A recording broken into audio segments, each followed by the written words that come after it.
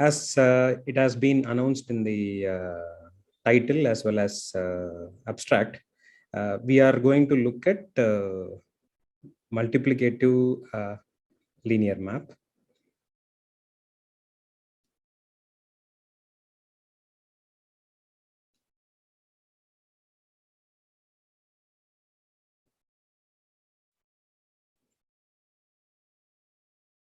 Okay. So, so this one is, I assume that, so what I am assuming is that possibly second or third year BSc students must have already gone through a basic vector space course or linear algebra course. So they must be knowing what is this linear maps are. Okay.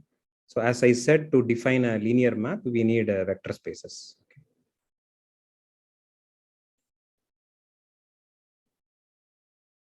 So the way we understand the vector space is you have a set V and you will have an addition. That means you can add two vectors from this set. It's a non-empty set. And you also have a scalar multiplication. Where what is this scalar multiplication? If you give me a scalar and a vector, what is the scalar? This is coming from underlying field. So this satisfying number of properties. So I'm not here writing all the information about the definition of the vector space. I'm assuming that you know what is a vector space. So it's a set, non-empty set with an addition and a scalar product. Of course, we need to mention what is the underlying field. But for this talk, I'm restricting myself always to the field is complex numbers. For me, the complex numbers. Okay, the set of all complex numbers is the underlying field. And now you know how to define a linear map. Again, in this whole talk, we are not going to consider maps between different vector spaces. Always my maps starts with this set and ends at the underlying field. So these are all maps which are starting from whatever may be the set. It may be a vector space or something later, but always going to end in the underlying field. In our case, it's going to be complex numbers. Okay. So for us, for this thing, we can consider the maps are something like T, which is going from V to C. Okay. Let me also reserve that I will call this to be, say,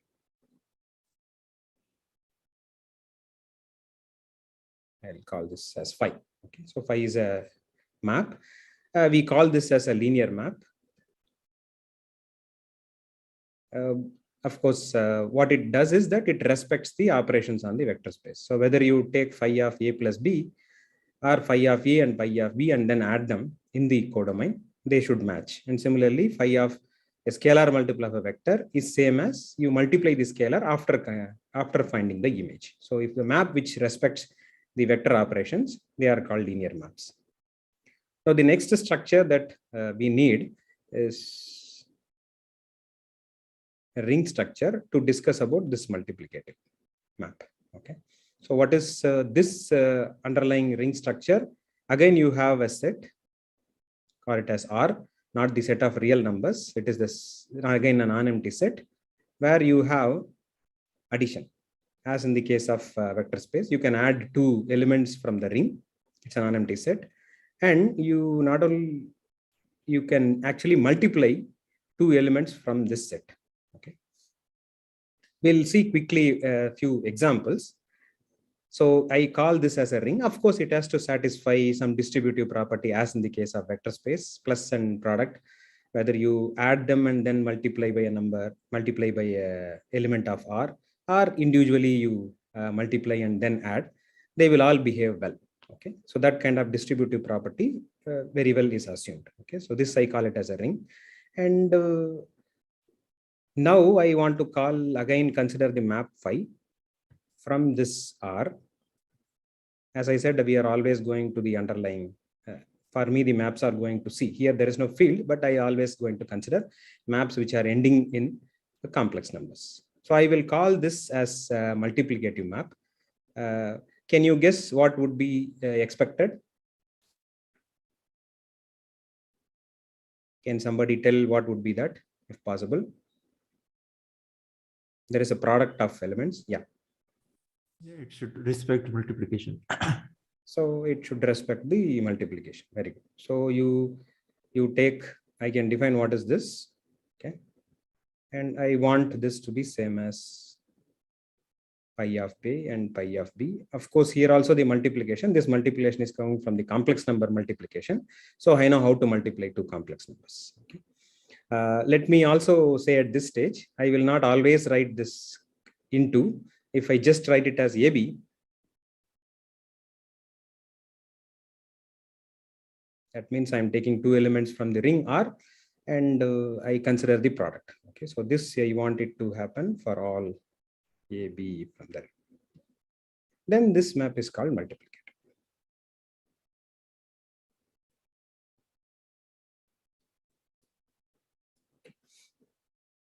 Now our the underlying set that we are going to discuss for this rest of the discussion is that I want both of them to discuss about linearity as well as multiplicativity. So that structure generally, let me call it as, say, algebra. There are various things. So I'll denote this as a non-empty set A. Of course, you have the vector addition, and also there is an underlying field with respect to that scalar multiplication also there.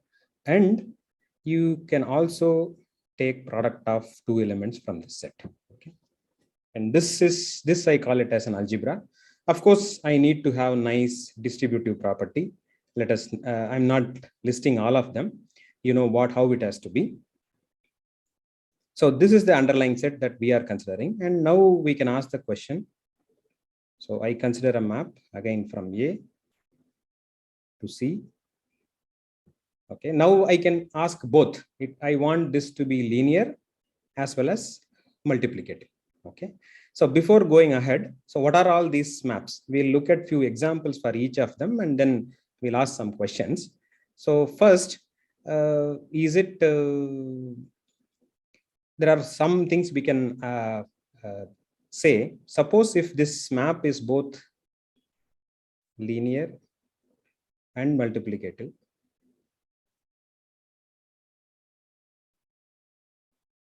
okay, is it clear that one can ask the question, what would be pi of 0? Pi of 0 has to be 0 because it's a linear map. And hence, one can also ask, since it is a multiplication, we can ask, is there any multiplicative identity? Okay, so if the ring has such a multiplicative identity, then you call this ring as a ring with unit. For algebra, we call it as unital algebra. So what I mean by that is that you can find out an element in A, where I'll call that as 1. With this 1, whatever A if you multiply, I will get back 1, whether I multiply this side or that side. So if I can find out such a 1, then I call this algebra as a unital algebra. Okay, so our assumption. I think you mean A, right? 1 dot A is A. Yeah, yes, 1 dot A, sorry. 1 dot A is A, correct. So 1 dot A is A. Okay. So this is the underlying set for us. So we are going to always assume unital algebras. And we have to ask the question that what are all the linear as well as multiplicative maps. In other words, if you call this as the vector homomorphism, and this multiplicative map, you call it as the ring homomorphism, that maps which are respecting the underlying structure, then you can call this as algebra homomorphisms. Okay. Only thing is it's going to the C, the underlying field. And is it easy for you to see that if at all such a, in the algebra, if you have a unit, were you able to see what is pi of 1?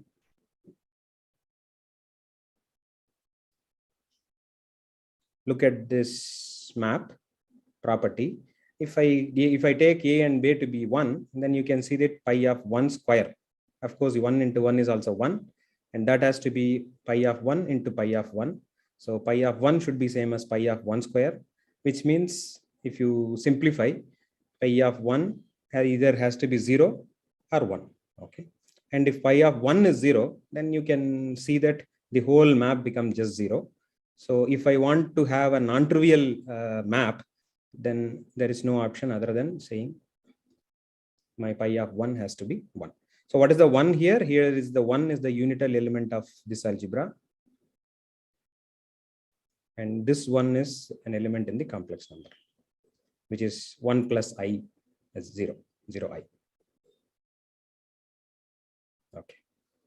So we know what are our underlying set and what is the question. And one property that we have already established, if we have a multiplicative map, it should take unit element to the scalar 1. Now let's we want to list out few examples.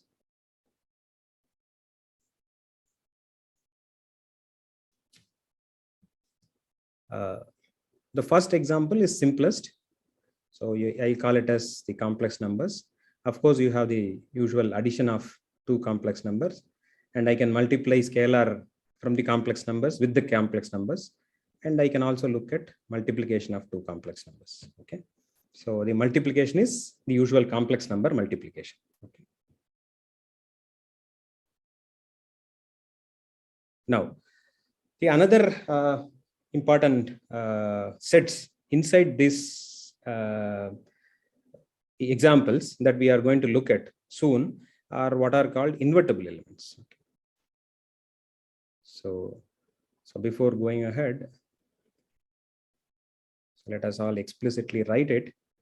So what is the unital element here?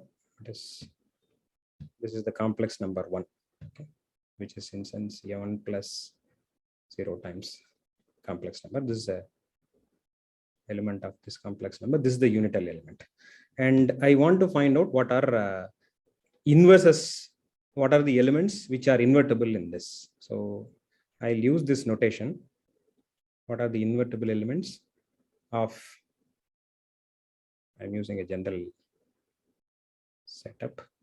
So invertible elements in complex numbers. Okay. So the definition is clear. What do we mean by invertible elements? You look at those complex numbers. I say that Z is invertible if I can find out another W such that Z into W is this unit. Okay. And so is that clear that this set of all invertible elements are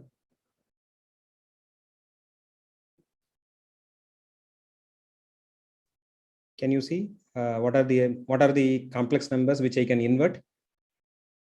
Non-zero complex number. Very good. So these are non-zero. Okay. Non-zero complex numbers. If you want, we can call this as C star, which is complex numbers minus singleton zero. Okay. So these are the invertible elements in this particular example. Okay. And of course, other thing that I want to also look at is the linear maps. That's I'm looking at maps which are going from this space C to the underlying field. For me is always C. And can we list off? Can we have a list of some few example of linear maps? Yes, we can do. For example, I can take phi of Z.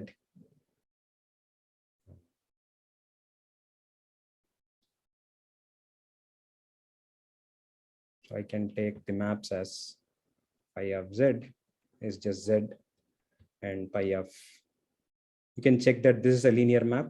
In fact, more generally, you must be knowing that you can consider this to be alpha Z, where alpha is again a complex number. Okay. One can prove, in fact, these are all the linear maps, nothing more. And you could achieve this just by observing that can you find out a basis for this complex number over the field of complex numbers. So take this as a basis and write every element as a multiple of 1 and see that you could able to capture this alpha. So all the linear maps will have this particular form. So the next example that I want to look at is the example 2, which are n by n matrices. Of course, n bigger than at least 1 or bigger than or equal to 2. Okay. At least 2 by 2 matrices. If it is 1 by 1 matrix, it is essentially the previous case. Of course, the entries are complex numbers.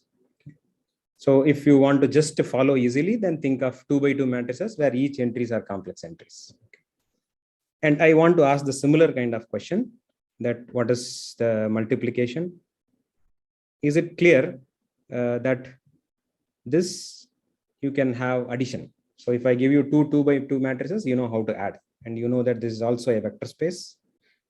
And scalar multiple also, you know how to define 2 times of a matrix or alpha times of a matrix. You know how to define it, multiplying the scalar entry wise in all the entries.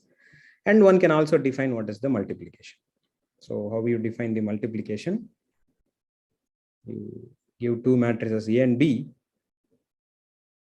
You have this the natural matrix multiplication. Notice both of them are n by n matrices. So you take the ith row and then the jth column, and if you multiply, then you will get the ijth entry on the product. Okay. So that is how you define the multiplication, which is your usual matrix multiplication. And now the question is that what are all what is the unit? Does it have a unit? Okay.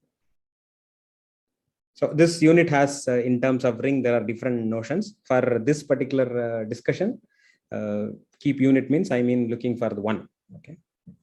Multiplicative identity. Okay.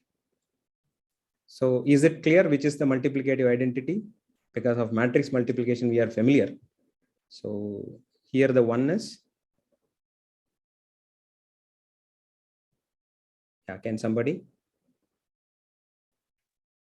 IN. Yes, so identity matrix. So n by n identity matrix. Okay, so this is the unit. And of course, I want to know what are all the invertible elements in this case. So what are all the invertible elements of this set? Okay. And again, this is a familiar object to you, that there are various ways. You know them as, I'm collecting all the matrices for which you can find out inverse with respect to the multiplication of matrix. So given a, I want to find out a B such that AB into BA should be this identity matrix. So I collect all such A, and that's the set. And you have various description of this. One of the description that you would learn is that these matrices, they are called non-singular matrices and many such. But one of them you learn is, one of the characterization is, you want to look at the determinant of this matrix. You want this to be non-zero, because the inverse is defined through 1 by determinant and finding the adjoint and looking at them. So the invertible matrices are what is called non-singular matrices, are the invertible elements of this algebra. Okay. So is it clear that the first example, complex numbers, is an algebra, and this example is also giving another algebra where you have multiplication? And now we can ask the question, what are the linear maps?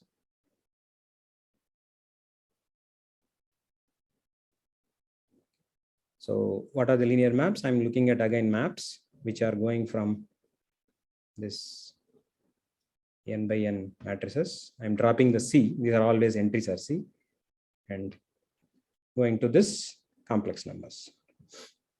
So can some of you give an example, easy example?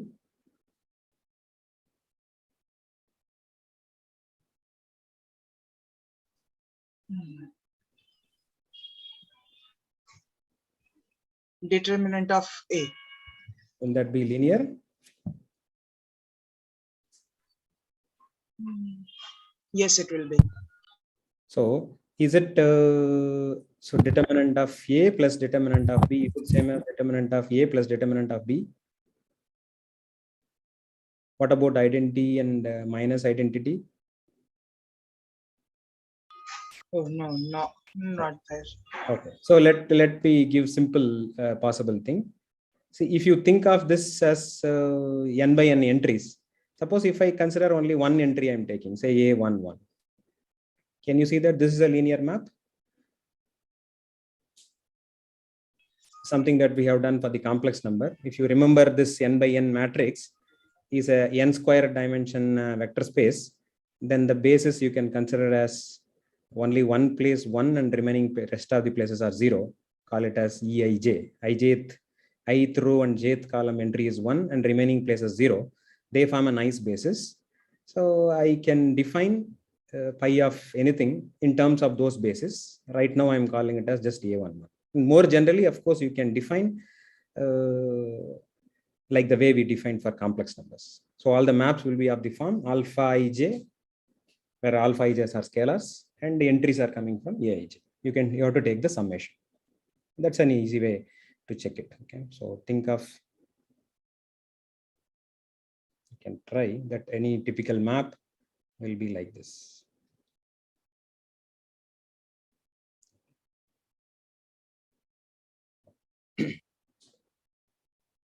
This also you can think of.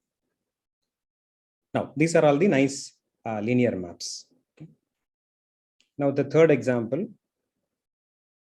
So now we know what is a unit and what is invertible elements and what are the linear maps. So the third example, what we want to look at is continuous functions defined on 0, 1. Okay. I hope you know what is this space is. It's all those functions whose domain is 0, 1 and ending up in, I'm right now, as I said, I'm considering complex valued maps such that f is continuous. So I consider all continuous maps which are going from 0, 1. And is there any natural, we all know that this is a vector space. I hope you remember how you define, take two functions and how you define the addition. Addition is defined, of course, unless you say how it behaves at each element. So it is f of x plus g of x. And alpha f also one can define. This is alpha times f of x. And now I'm asking, how do I define f multiplied by g? Okay. Yeah. So is there any easy option? There is a natural option. Of x into g of x. Yes. So it's f of x into g of x. We were able to do this because f of x is a complex number and g of x is also a complex number. So this is a multiplication of two complex numbers. Okay. So this is the scalar multiplication, and this is how we define the multiplication. And you can check it satisfies all the, it's an algebra. Okay, you have to believe me that this is an algebra. Again, here we want to ask the questions. So what is the unit? Does it have a unit? Unital element. So what do we mean by unital element here? F into, I'm looking for h such that f into h should be f. So is it easy for you to guess? Constant function 1. So the unit element is the constant function. So it is the constant function. I continue to call it as just 1, but in this here it is actually 1 of x is actually constant 1. Okay. For all numbers in 0, 1. Okay. This is the constant function 1. Now one can ask, as we are progressing, the same questions we want to ask. So what are the invertible elements of this space?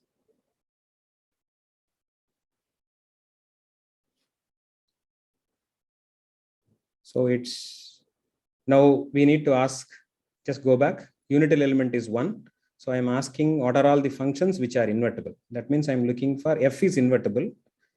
If I multiply f into g, I should get the constant function 1. But by definition, this is constant 1. So by definition, it is f of x into g of x is the constant function, constant 1. So I am trying to find out what is the g. So is it clear? If at all f is invertible, what should be g? 1 by f of x. 1 by correct. So if at all the g is invertible, then g of x has to be 1 by f of x. Okay. So that gives you a condition immediately that if my f of x should not vanish. Okay. So if my f does not vanish at any point of the domain, which is closed interval 0, 1, I can define this function g of x. But remember, I have to make sure that g is also in C of 0, 1. So this is something that you might have learned. If you have a function f, and if it is not at all vanishing on the closed interval 0, 1, then 1 by f is defined, as well as 1 by f will be also continuous. Okay, so there is no problem in saying that this inverse is also an element in C of 0, 1. So precisely, I'm looking at, so what are all the invertible elements? Those functions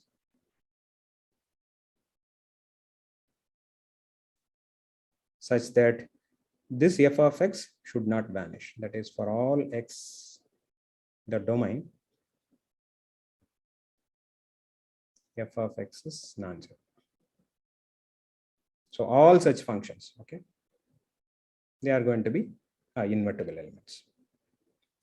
Now the next module that we are looking at, what are the linear maps? Okay, so this linear map is phi. It should go from the domain, which is the space algebra. So remember, it's a closed interval 0, 1. My writing is, this is the map that we are looking. So the way that we need to define, so pi of, if you give me any continuous function, I should tell what is this value. So can you, any of you, try to give a linear map on this?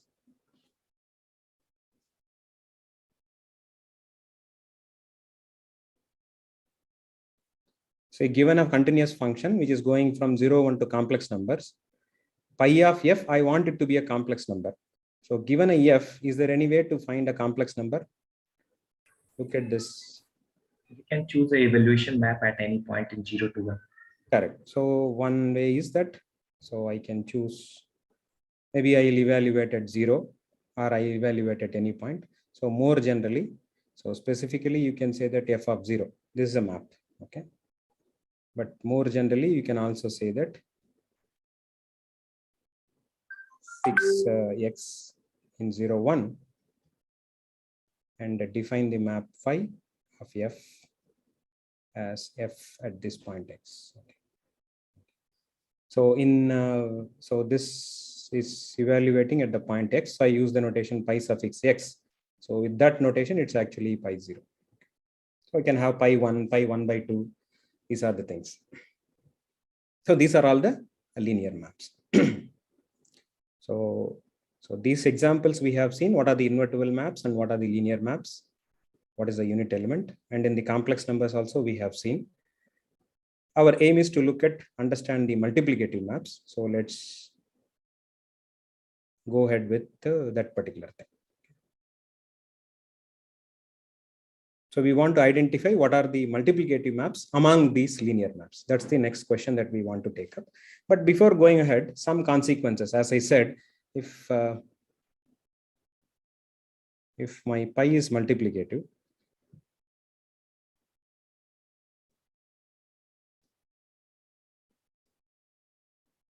which is same as saying pi of AB is same as pi of A into pi of B.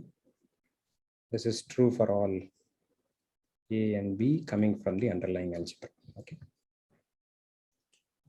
Now, is it clear that suppose if I have a multiplicative map, is it easy for you to see what is the value of pi of A square?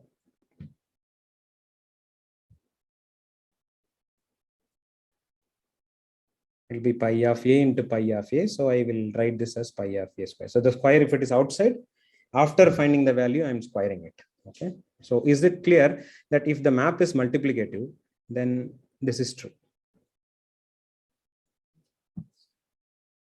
So this implication is true. So multiplicative implies this. These maps are generally called as Jordan maps. Of course, the name is not so If you don't remember the name, that's not an issue. So multiplicative maps are Jordan maps. So the natural question is whether Jordan maps are also multiplicative map.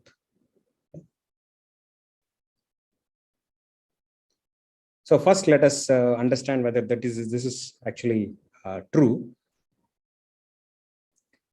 The idea is something that you have used number of times. For example, if I give you only a norm, and if you want to find out an inner product, so I know what is, because I have, if at all it is coming from an inner product, the norm tells me I know how to find out inner product A with A. But to define inner product, I need to find out A into B. So if I have information about only A and A square, and I want to get the mixed terms, AB terms, there is a obvious strategy that we exploit all the times. Instead of using A, I will start with A plus B and then square and then use this equality to get some information. So that's what we will also do now. So since this is true for all A, in particular, it should be true for an element A plus B square also. Okay. And that is same as pi of A plus B whole square. So first let me expand this. So this is phi of A square and A plus B into A. This is AB and then BA and then B square. On the other hand, if I find out what is pi of A plus B whole square. See, these two are equal from this assumption, whatever is given to me. So this, if I look at, since it phi is, if I assume it is also a linear map. Okay. So now we are assuming phi is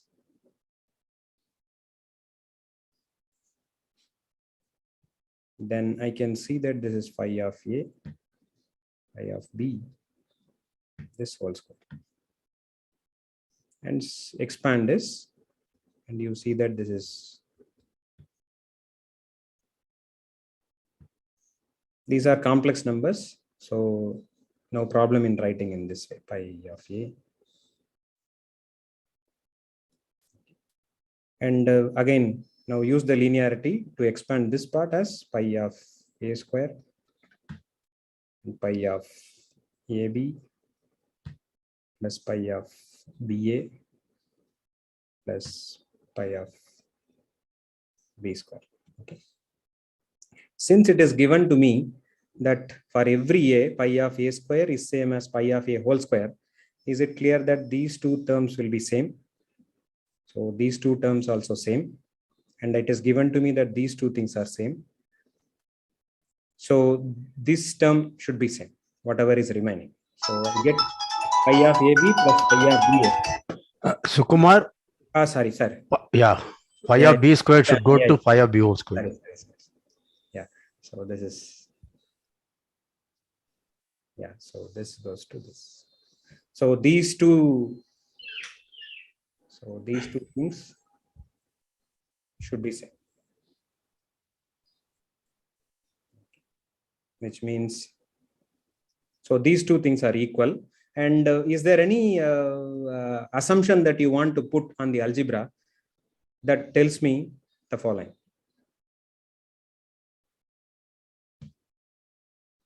I can conclude this.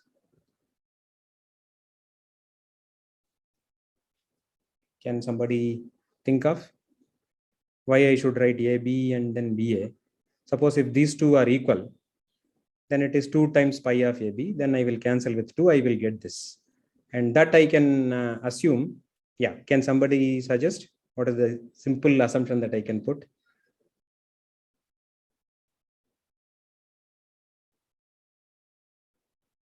Multiplication should be commutative. Correct. So if my algebra is also commutative, so if my A, if this is commutative,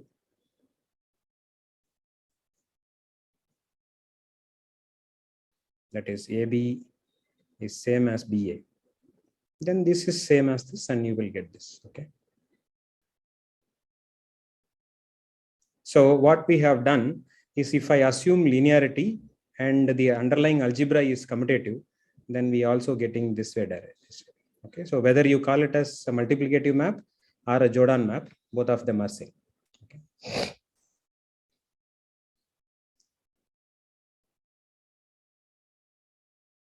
Now, so there is another, we are going to conclude about the multiplicative of map among the linear maps. So if it is linear, and whether you say multiplicative or Jordan, they are same. So the another notion that which is connecting these two things is what is known as spectrum of an element. Okay, so thus it is.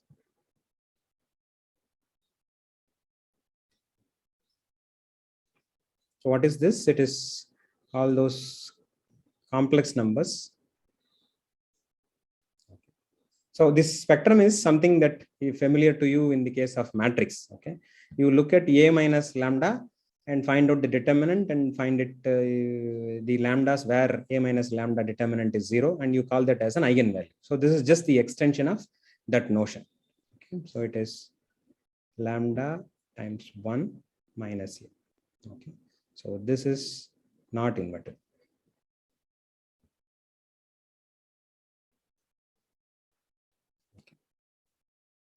So let us understand this bit. So this is all those complex numbers for which what we know what is this one. This is the unit element in the underlying algebra, and lambda is a scalar, so I can multiply them minus A. That should not be invertible. So if you want to go back, let's look at this example, each of them. Suppose if I want to find out what is the spectrum of an element in C. Okay, so Z is an element of C. I want to find out what is the spectrum of, say, Z. It is all those lambda such that my lambda times 1 is here the complex number 1 only. So lambda minus Z. That should not be invertible.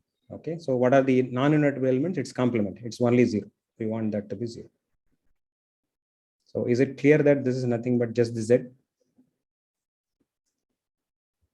So the spectrum of any element in the complex number is just the same number, same complex number.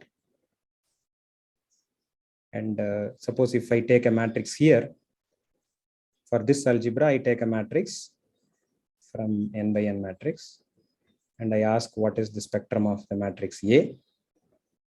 It's again all those complex numbers such that my lambda I, lambda times identity matrix is the one I'm using. This is not here. This is not here means you can see that the determinant has to be 0. So this is, you want it to be 0. Okay, which you called it as the eigenvalues.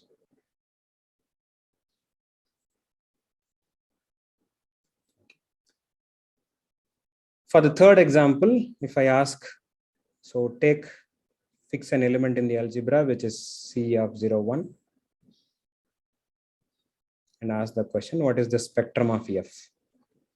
Again, by definition, it is those complex numbers such that here lambda 1 is the constant function 1 minus F. Okay, this should not be invertible. And look at what are the invertible elements for which for every x, f of x is non-zero. So what is the elements which are not here? That's where the quantifiers that we emphasize comes in. At least there exists an x.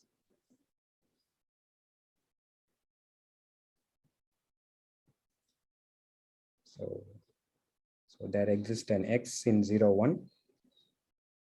At least this is 0. At least at a point, this is 0. But what is this evaluation? Lambda times 1 of x, constant function 1x is 1, and f of x is f of x. So if you simplify, you can see that this is all those lambda in C such that there exists x in 0, 1 such that f of x equal to lambda. So can somebody identify what is this set with respect to the function f? All those complex numbers for which there exist, at least there exists a x such that f of x equal to lambda. So I'm collecting all those lambdas. Can you identify what is this?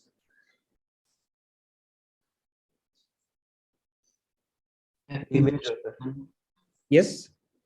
Yeah, correct. Range or image. Okay. So this is the range of the function f. Okay. So for an element in this space, the spectrum is nothing but the range of f. I hope you know now at least what is the spectrum we mean. In the case of complex numbers, it is the same number. In the case of matrix, it's the eigenvalue. In the case of continuous function, its spectrum is nothing but the range of the map. Okay. So that's the set that we are discussing here. Okay. Now I'm a strange condition that I want to mention explicitly. That is, if I want pi of a to be in the spectrum of a. Okay, this I want it to be true for all element in A. Okay, so I'll come back to this condition how this is coming, but I want to see if I have this information. Suppose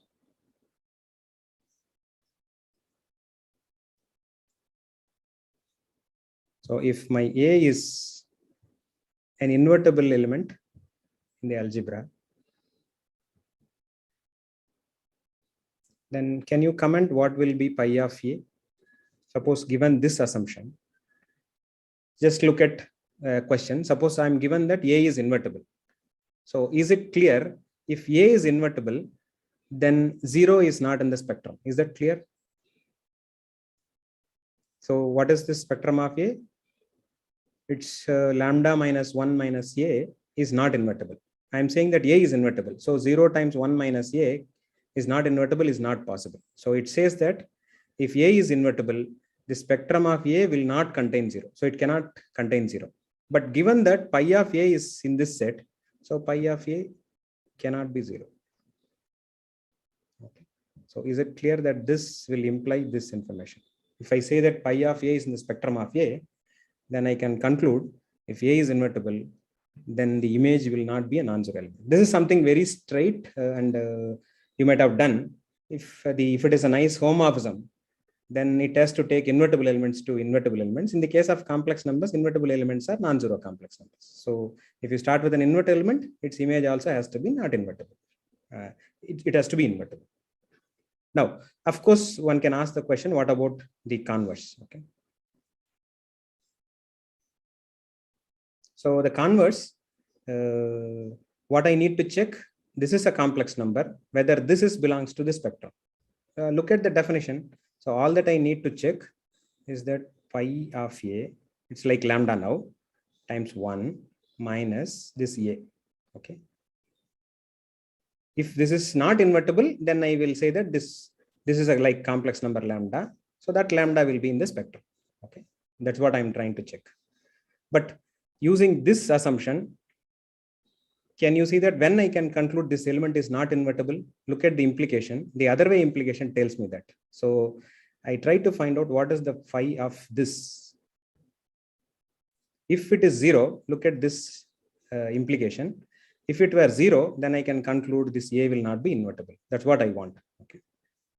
So try to evaluate. Of course, again, I'm assuming the map is linear.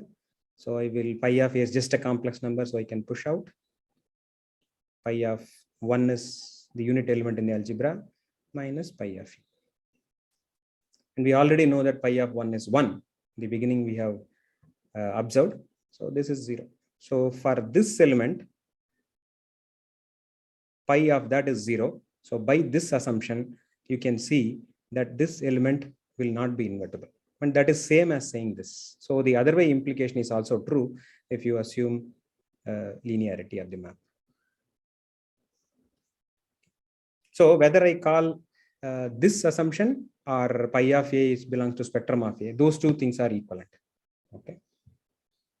Now here comes the last part. How much time I have, Chaitanya? 10 minutes, sir. Okay. Okay. I hope I'll be able to give the outline of the idea. So what I want to make, so just let's go back. So there are two statements we made, whether you call multiplicative or Jordan, they are same. Other statement we made, whether you say that pi of A belongs to spectrum of A, or if at all A is, whenever A is invertible, pi of A is non-zero. These two statements are also equivalent. Okay. Now I'm going to make the statement. So if you have a map phi from A to C, and I am, of course, in all these things, I have assumed if this is also a linear map, okay, if one of these conditions, okay, these two equivalent condition, if one of this, so if I call this as a double star and one of the condition, and this is also call it as single star, any of the condition, they are equivalent, of course. So what I want to conclude is phi is satisfies one of the star condition. For the sake of easiness, I will call. So if phi of A belongs to the spectrum of A, then we can actually conclude this will imply this phi is multiplicative. So it is answering the question that among the linear maps, which of them are actually multiplicative. Okay. The condition that we want is for all A in A, if pi of A is in the spectrum of A, which is of course equivalent to the other condition we said, is same as saying pi is multiplicative. Okay. And is it so which implication is the one which we want to check? Okay. So let's say one of the implication is quite easy. Suppose if I assume phi is multiplicative, is it clear this is true?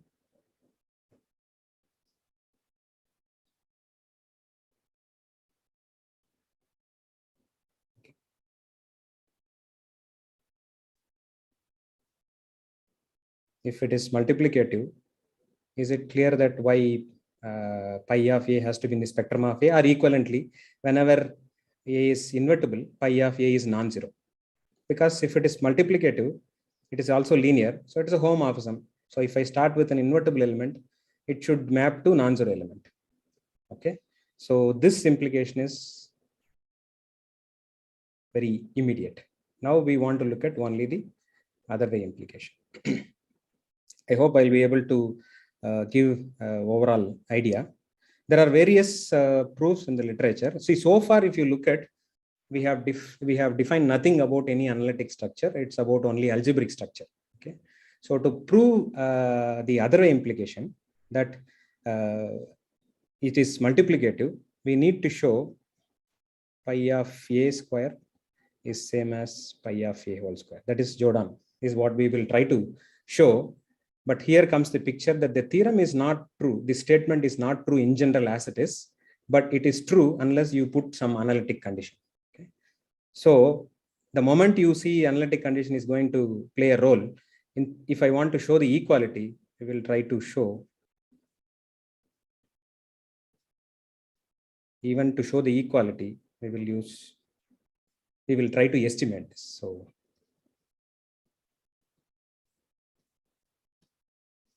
these are complex numbers. So we will try to estimate and see that it is a small number. Okay. And if we can show that this estimate is going to 0 or less than epsilon, whatever, for any positive epsilon, then we can conclude these two things are equal. So that's going to be the rest of the discussion. So aim is to estimate pi of A and pi of A square. So the way that we are going to do the estimation is to, it's not straight as such, but there are various proofs. And one of the proof which involves just your theory of equation that you have learned, that helps to get this. So I'll start with this. So fix a natural number. Of course, fix an element in the algebra also. And then define this.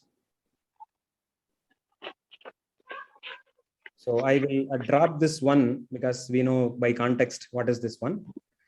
So I look at the power of this and I'll evaluate this map. This is going to be just calculations and then observing the estimations. So what is this? So I will try to expand. You know how to expand this. It is lambda to the power n and then n choose 1 and then lambda to the power n minus 1 and minus a to the power 1 and goes on. Okay, so let me write few terms. So it is phi of lambda to the power n plus n choose 1 lambda to the power n minus 1 and minus a to the power n 1 .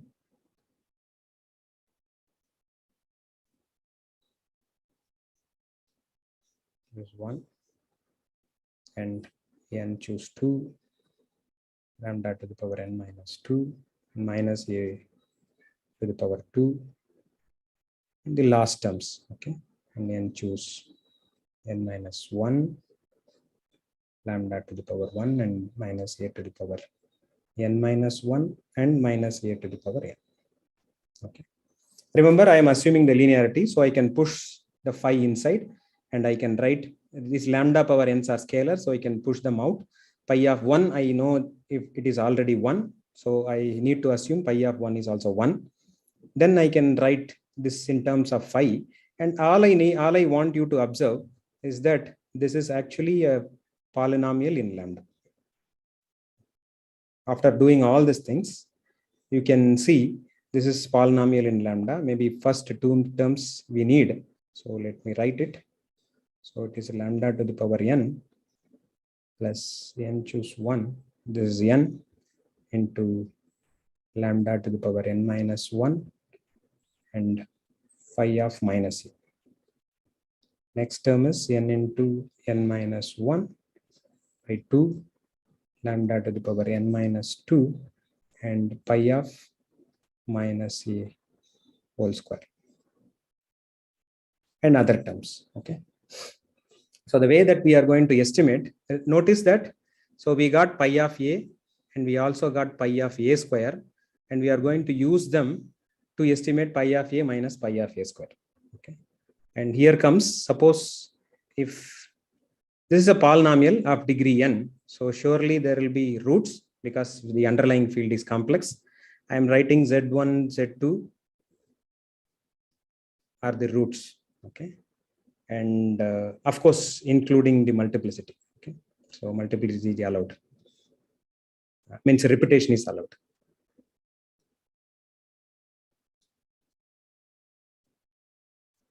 So repetition allowed. So some z1 and z2 can be same. Now, can you tell what is the summation of roots, all the roots? This is just basic theory of equation. So if you have a polynomial of degree n, then you might have learned the sum of the roots are nothing but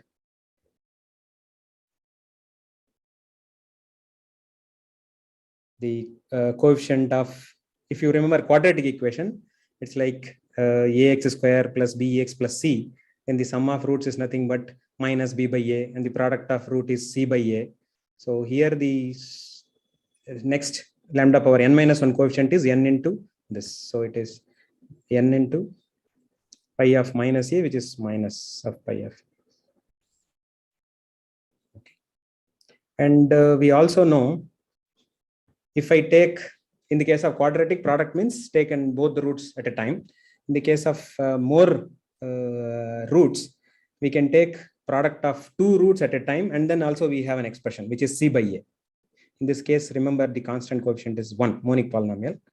So I can take zi and zj. So it is something like z1, z2. If there are three roots, z1, z2, z2, z3, and z1, z3. Okay. So the better way Sir, to. Yeah. It's almost time. Oh, okay. Okay. Okay. Yeah, I'll be finishing in 2 minutes. Okay. Yeah. So this, if you take, this is the expression that you get, n into n minus 1 by 2 into this coefficient is pi of a square. Okay. Now all that we need to do is that if I square this,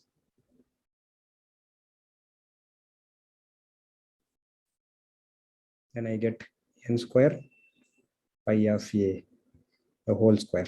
Okay, so you can see that already the n pi of a whole square is also coming, pi of a square is also coming. As I said, I need to estimate the difference between these two. So some connection should be there in this expression. So can you see that this is summation zi whole square in terms of the roots, that is a plus b plus c whole square formula. If you look at, can you see that? One last line, this square. This is nothing but taking each of the squares and 2 times all possible roots.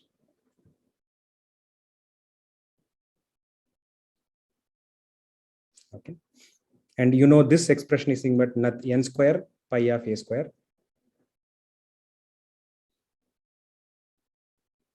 and this is the square term, so I'll call it as it is. This is 2 times I multiply this expression, so it becomes n into n minus 1 times this pi of a square. Now, can you see that I can take 1 n square pi of a square to the other side. So I get pi of a square minus pi of, I missed something. This is not here. This is whole square. Whole square minus pi of a square. This estimate, I take it to the other side and subtract, and you see that it is zi square divided by n square. And this is n, so we will get 1 by n pi of a square. Okay. And so now the one last comment, and with that the proof ends. If I want to estimate them, then I can use the triangle inequality to get this and also get this.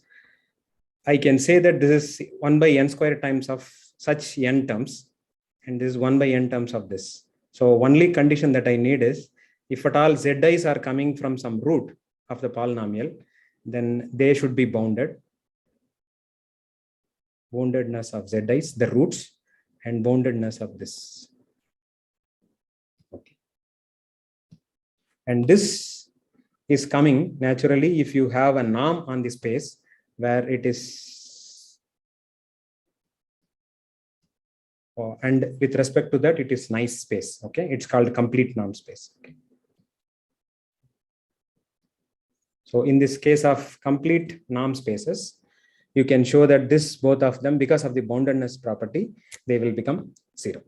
Okay, and hence, so all that I'm trying to say is that the algebraic, it looks like linearity and the multiplicativity are just algebraic notion, but one implying the other is coming from the underlying assumption of the norm space. Okay, so I'll stop at this stage, and I'll ask you to check using this information in all these examples, what are all the multiplicative map.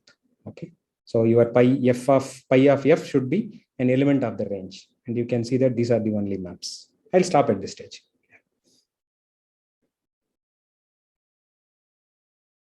Thank you. See this application, the whole you can see, if you learn a little bit, you will be able to see that these maps are called letter characters. In fact, any space, any general space, in some sense is C of X. Okay, that can be actually characterized, which is developed by Gelfand and other people.